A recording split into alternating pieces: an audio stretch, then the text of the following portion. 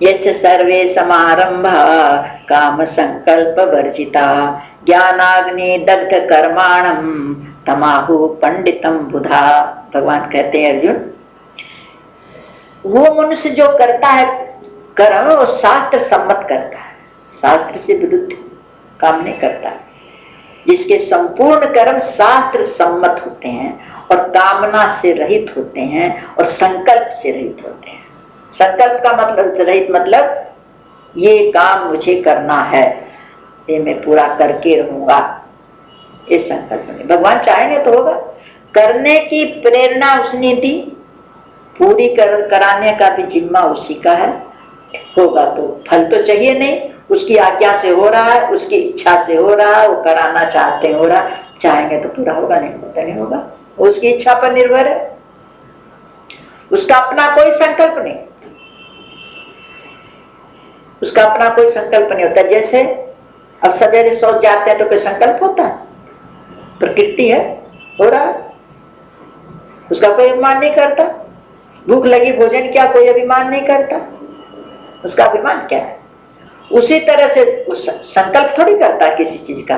इसी तरह से वो भीतर प्रेरणा होती है, अपने प्रकृति करा रही है सब। उसी तरह से उसके जो भी कर्म होते हैं संकल्प नहीं करता उस चीज का। संकल्प से माथा बहुत घूमता है और संकल्प नहीं करता।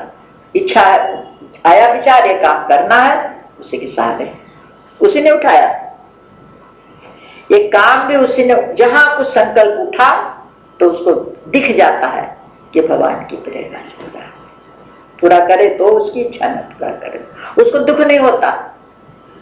जो कामना से कर्म शुरू करते हैं, कोई पूजा है, कोई ध्यान करना है और उसमें विघ्न पड़ जाते थे, भगवान विघ्न पड़ गया, ये तो बीच में छूट गया, पता नहीं क्या उल्टा हो जाएगा, पता नहीं क्या अनिष्ट हो जाएगा।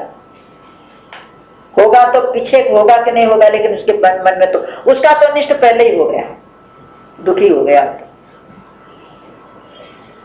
ये तो प्रत्यक्ष बात है।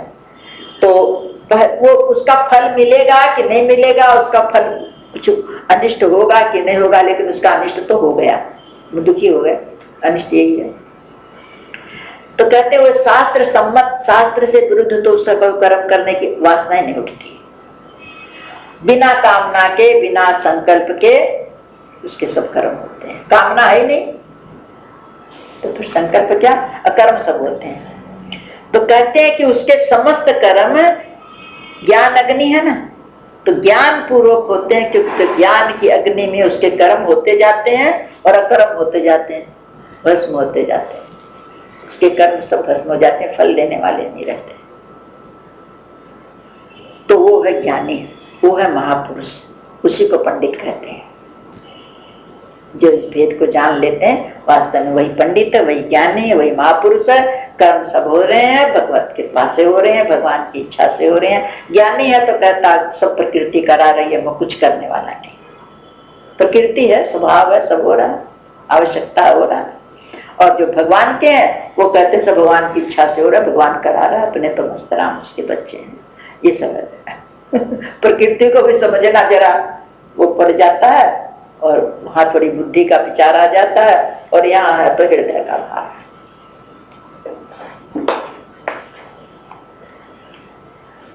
तो भगवान कहते हैं, भगवान ऐसे मनुष्य की प्रशंसा करते हैं। त्यक्त्वा कर्म फलासंगम नित्य तृप्तो निराश्रयः कर्मण्यभिप्रवृत्तोऽपि नैव किंचित करोति सः। कहते जो पुरुष इस प्रकार से समस्त कर्मों में कोई आसक्ति नहीं और उसके फलों में कोई आसक्ति नहीं, कर्मों के करने का अभिमान नहीं, फल में कोई आसक्ति नहीं, तो कहते हैं वो संसार का कोई आश्रय भी नहीं रखता, संसार से कोई आश्रय नहीं रखता। ये वस्तु मिलेगी तभी मेरे को सुख मिलेगा, ये प्राणी मिलेगा तभी मेरे को सुख मिलेगा, ये मेरे को सुख देगा, ये मेरे को सुख देगा, उसको कोई आश्रय नहीं रहता, उसका एक ही आश्रय रहता, संसार के आश्रय से वो रहता रहता है। जो होगा भगवान दिलाएगा, देगा, जो भाग्य में लिखा होगा जो मिलेगा, सुख सबका लेगा, लेकिन न मिला तो दुख भी नहीं होगा, ये कामना ही नहीं हुई। तो फल में आसक्ति नहीं, कर्मों में आसक्ति नहीं कि करूंगा मैं, कि करना ही चाहिए वो भी नहीं, संसार के आश्रय से रहित, और फिर वो उसकी क्या स्थिति होगी, वो तो नित्य तृप्त रहेगा। तो उसकी तृप्ति कहाँ है? परमात्मा में। वो परमात्मा में तृप्त है। कोई परमात्मा में तृप्त कह दो या अपने आप में तृप्त कर दो, आत्मा में तृप्त कर दो उसकी, क्योंकि तृप्ति तो आत्मा भीतर ही है, बाहर तृप्ति नहीं है। बाहर की तृप्ति तो एक बार होती है, फिर वही इच्छा हो जाती है। भोजन से तृप्ति हुई, फिर भूख लगी। लेकिन आत्मा की तृप्ति, आत्मा की तृप्ति तो ऐसा है कि अब जैसे जिनकी बहुत कामना है ना, उसको कितने भी वस्तु मिल जाए लेकिन वो भीतर से तृप्त नहीं होता, और लगी रहती है। और जो आत्मा में तृप्त है वो अपने आवश्यकता भर मिला, बस तृप्त है। कामना में दुख है, जितनी ज्यादा कामना उतना ज्यादा दुखी। तो कहते हैं कि बादशाह बन के रहना चाहिए मनुष्य को, क्यों? बादशाह से मिलने के लिए बादशाह बनना पड़ता है। तो स्वामी रामतीर्थ अपने को बादशाह कहते थे, बादशाह राम। तो हमको भगवान से मिलना है, तो भगवान से मिलने के लिए हमको भगवान के गुणों को इकट्ठा करना चाहिए, उसके जैसा होना चाहिए। तो हम हैं तो उसके जैसे ही, लेकिन हम इससे मिल गए, कामना में फंस गए ना, तो उधर को भूल गए। तो वो जान लेता है कि तृप्ति वही है, अपना घर। तो वो अब घूम फिर के वहीं रहता है, घूम फिर के वहीं रहता, तो नित्य तृप्त रहता। सब कुछ करेगा लेकिन वो तृप्ति वहीं से आ रहा है। उसको जो संसार में भी भोग मिल रहे हैं, जो मिलते हैं, वो ये समझता कि आ वहीं से रहा है। स्वाद भी आता है, तो वस्तु में स्वाद तो जरूर है, लेकिन जब भीतर हमारे स्वाद है तभी उसमें स्वाद है। हमको बुखार हो जाए तो वस्तु में स्वाद नहीं आता, क्योंकि भीतर से तृप्ति नहीं है।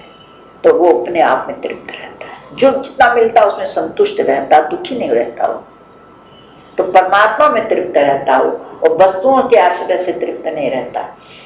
तो वह मनुष्य कर्म में भली भांति बरतता है, सब कर्म करता है, ये नहीं है कि कोई कर्म छोड़ता हो, सब भली भांति करता है। जो वास्तव में जो मनुष्य ज्ञान से करता है, प्रेम से करता है, उसी के कर्म अच्छे तरह से होते हैं। जो नित्य अपने में तृप्त है ना, वो कर्म करता है, वही अच्छे से तृप्त का कर्म होता है।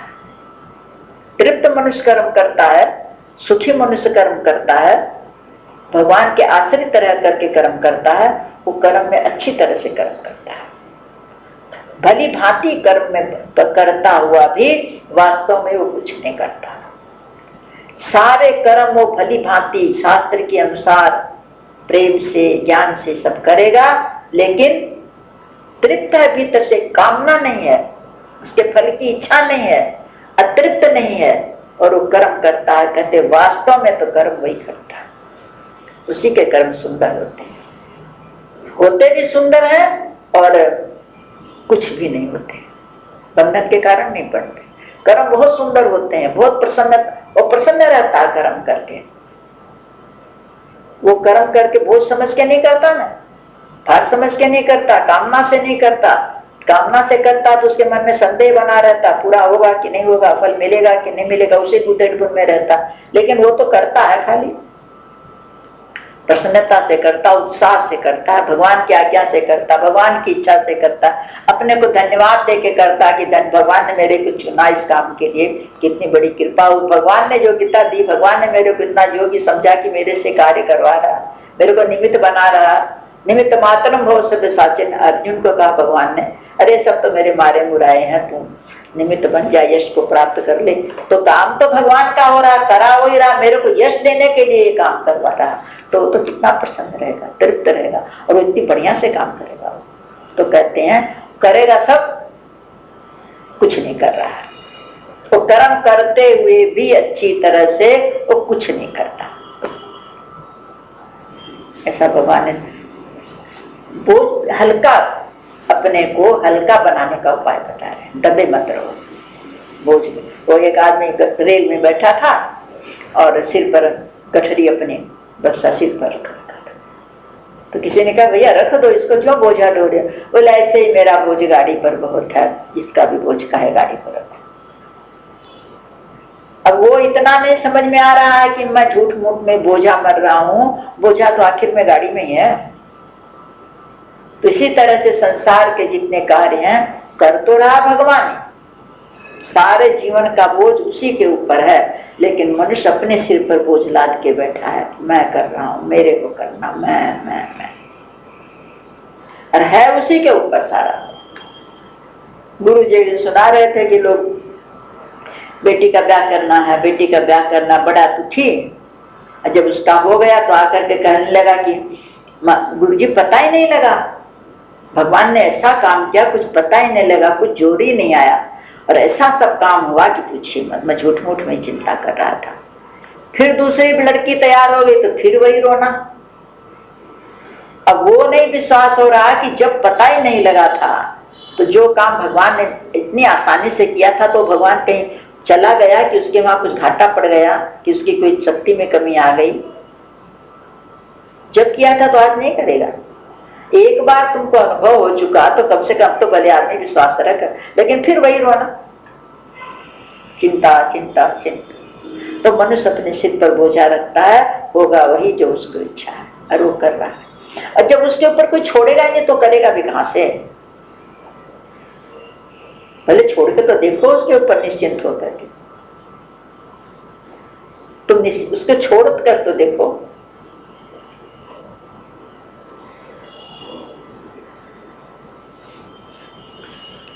वह ना कि नैया तेरी राम हवाले, लहर लहर प्रभु आप संभाले, तो छोड़ के तो देख एक बार। भजन है बहुत अच्छा, चिंता तू क्यों करे, ऐसे है भजन।